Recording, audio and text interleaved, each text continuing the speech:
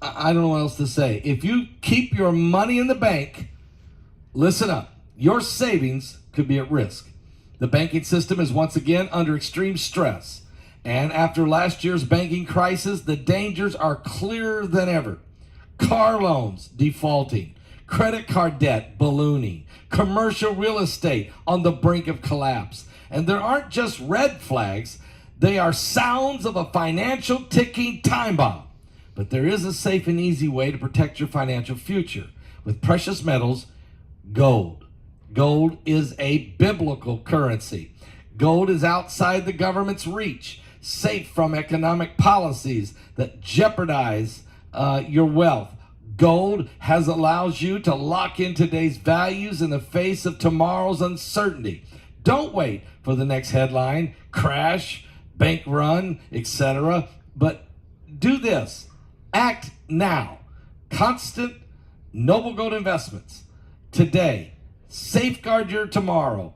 Go to www.pastorpaulgold.com. That's www.pastorpaulgold.com, or pick up the phone and call them at 877-646-5347. If you roll over that 401k or start up a gold or silver IRA, they'll give you this 1/4 of an ounce gold coin.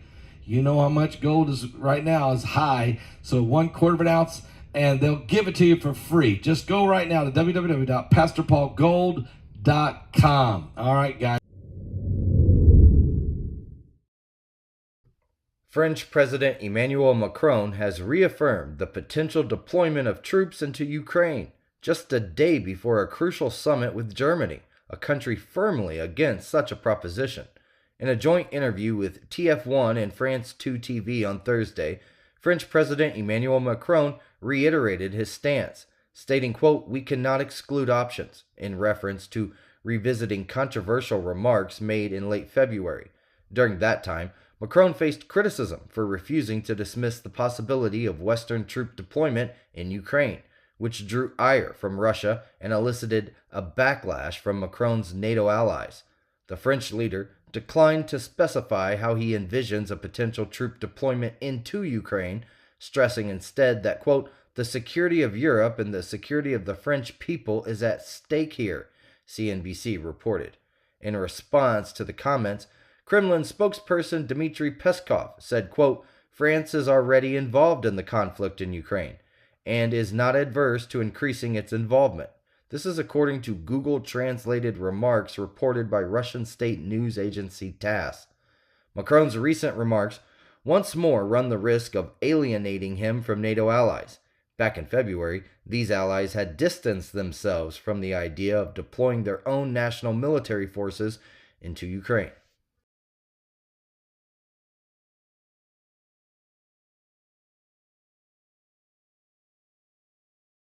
The world is experiencing an alarming series of apocalyptic events, historic weather disasters, earthquakes, droughts, wildfires, impending economic collapse, the rise of AI.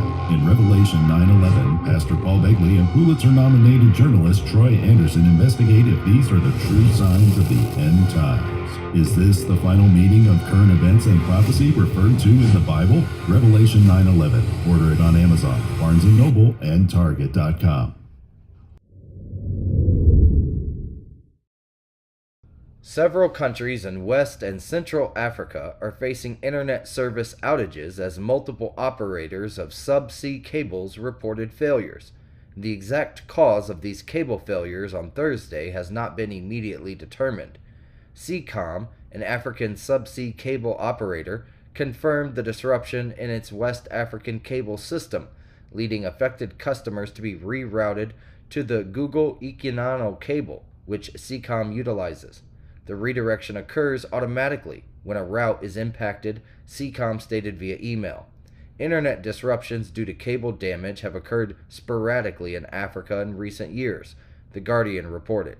However, the current disruption appears to be more extensive, suggesting a larger issue. This is according to the director of research at NetBlocks, an organization that monitors internet disruptions globally.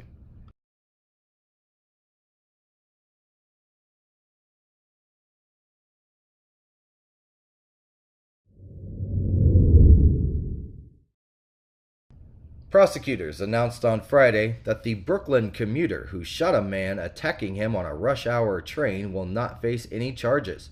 This decision comes as new footage emerged showing the gunman's apprehension on the station stairs. Quote, "Yesterday's shooting inside a crowded subway car was shocking and deeply unsettling," said Orrin Yaniv, a spokesman for the Brooklyn District Attorney's Office, in an emailed statement.